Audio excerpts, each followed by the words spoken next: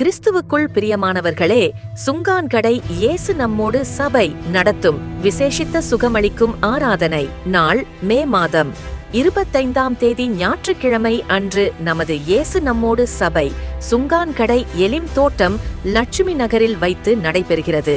இந்த வல்லமையான சுவிசேஷ கூட்டத்தில் இந்தியாவிலும் கிழக்கு ஆப்பிரிக்க நாடுகளிலும் 280க்கும் மேற்பட்ட திறந்தவெளி சுவிசேஷ கூட்டங்கள் நடத்தி அதிகாரத்துடன் வல்லமையோடும் அற்புத அடையாளங்களோடும் சுவிசேஷத்தை பிரசங்கித்த தமிழ் சுவிசேஷகர் எவாஞ்சலிஸ்ட் ரவி ஆபிரகாம் அவர்கள் தேவ செய்தி கொடுத்து விசேஷமாய் வியாதியஸ்தர்களுக்காக ஜெபிப்பார்கள்.